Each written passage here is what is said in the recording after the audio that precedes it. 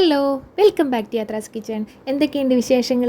ഇന്നുണ്ടല്ലോ ഒരു ഇടിഞ്ചക്ക കിട്ടി കേട്ടോ. അപ്പോൾ അതൊന്ന് തോരൻ വെച്ച് കാണിക്കണമെന്ന് തോന്നി. അപ്പം നിങ്ങളുമായിട്ടൊന്ന് ഷെയർ ചെയ്യുന്നത് നല്ല കാര്യമല്ലേ?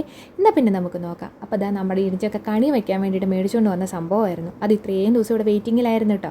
അപ്പോൾ അതാ അതിനെ ഒന്ന് നന്നായിട്ടൊന്ന് അരിഞ്ഞെടുത്തിട്ടുണ്ട്. അപ്പോൾ ഇനി അതിൻ്റെ അകത്തേക്ക് ഇത്തിരി ഉപ്പിട്ട് കൊടുത്തോളാം. പിന്നെ ഇത്തിരി മഞ്ഞൾപ്പൊടിയും കൂടി ഇട്ട് കൊടുത്തിട്ടുണ്ടല്ലോ.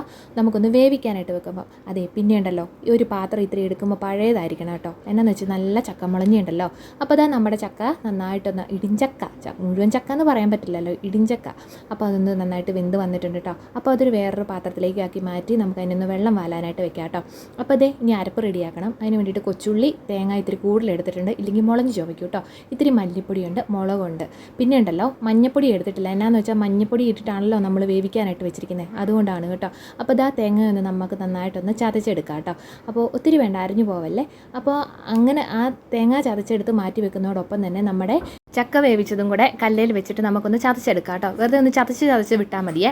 അതെ, മിക്സിയുടെ ജാറിലേക്ക് ഇട്ട് വേണമെങ്കിൽ നമുക്കൊന്ന് ചെറുതായിട്ടൊന്ന് അരച്ചെടുക്കാവുന്നതേ ഉള്ളൂ കേട്ടോ. ഒരുപാട് വേണ്ട, ചെറുതായിട്ട് ഈ പരുവത്തിൽ. അപ്പോൾ ഇതാ നമ്മുടെ കടായി ഒന്ന് ചൂടായി വന്നിട്ടുണ്ട് കേട്ടോ. അപ്പോൾ ഇനി നമുക്ക് ഇത്തിരി കടുക് ഇട്ട് കൊടുക്കാം. പിന്നെ കുറച്ച് ചുമന്ന മുളക് ഞാനിവിടെ ഒന്നേ ഇട്ട് കൊടുത്തുള്ളൂ, കാരണം വെച്ചാൽ ഭയങ്കര എരിവുള്ള മുളകാണ്, നമ്മൾ ഓൾറെഡി അരച്ചിട്ടുണ്ടല്ലോ, അതുകൊണ്ടാണ് കേട്ടോ. പിന്നെ ഇത്തിരി അരിമണി ഇട്ട് കൊടുത്തിട്ടുണ്ട്, നല്ല രുചിയാണ് കേട്ടോ അരിമണി ഇട്ട് നമ്മൾ കടുക് പൊട്ടിക്കുമ്പോഴേ.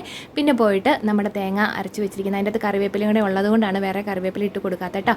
അപ്പോൾ അതൊന്ന് പച്ചമണം മാറുന്നിടം വരെ നന്നായിട്ട് ഇളക്കി കൊടുത്തോളുക. ഇനി നമ്മൾ ചതച്ച് വെച്ചിരിക്കുന്ന നമ്മുടെ ഇടിച്ചക്കയും കൂടി ഇട്ട് കൊടുത്ത് നന്നായിട്ട് ഇളക്കി കൊടുത്തോളാം കേട്ടോ. അതെ, നമ്മൾ ചക്കയ്ക്കകത്ത് ഉപ്പിട്ട് കൊടുത്തതായതുകൊണ്ട് തന്നെ കറിക്കകത്ത് പിന്നീട് ഇതെല്ലാം കൂടെ കൂട്ടി ചേർത്തതിന് ശേഷം വേണമെങ്കിൽ ഇത്തിരി ഉപ്പ് കൂടി ഇട്ട് കൊടുത്താൽ മതി കേട്ടോ. അപ്പോൾ ഞാനിവിടെ ഇട്ട് കൊടുത്തതിൽ ഒരു ലേശം കുറവുണ്ടായിരുന്നു. അപ്പോൾ ഇതെല്ലാം കൂടെ ഇളക്കി കൊടുത്തതിന് ശേഷമാണ് നോക്കിയത് കേട്ടോ. അപ്പോൾ ഇത്തിരി ഉപ്പും കൂടി ഇട്ട് കൊടുത്തിട്ടുണ്ട്.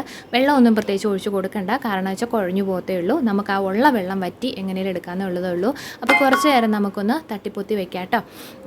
എന്നിട്ട് ഒരു 2-3 മിനിറ്റ് ശേഷം നമുക്കൊന്നുകൂടെ തുറന്ന് നോക്കാം. എന്നിട്ട് വീണ്ടും ഒന്നുകൂടെ നമുക്കൊന്ന് ഇളക്കി കൊടുത്തിട്ട് അടച്ചു വെക്കാം കേട്ടോ. അപ്പോൾ മൊത്തം കൂടി ഏതാണ്ട് ഒരു 5-10 മിനിറ്റിനുള്ളിൽ എന്തായാലും നമ്മുടെ കറിയൊക്കെ റെഡിയാവും. ഇനി നമുക്ക് തുറന്ന് വെച്ച് ഒന്ന് ചെറുതായിട്ടൊന്ന് ചിക്കിയിട്ട് കൊടുത്തോളുക.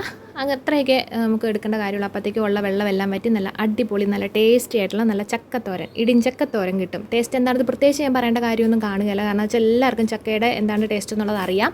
എന്നാലും ഇതുപോലെയൊക്കെ ഒന്ന് തോരൻ വെക്കാത്തവരാണെന്നുണ്ടെങ്കിൽ ഒന്ന് വെച്ച് നോക്കിക്കോളുക. വലിയ ബുദ്ധിമുട്ടൊന്നുമില്ല, നമുക്കതൊന്ന് അരിഞ്ഞെടുക്കേണ്ട ഒരു ബുദ്ധിമുട്ട് മാത്രമേ ഉള്ളൂ. അപ്പോൾ ഈ വീഡിയോ ഇഷ്ടമെങ്കിൽ ലൈക്ക്, ഷെയർ, സബ്സ്ക്രൈബും കമൻറ്റും ഒക്കെ ചെയ്യാനായിട്ട് മറക്കല്ലേ കേട്ടോ. ടാറ്റാ.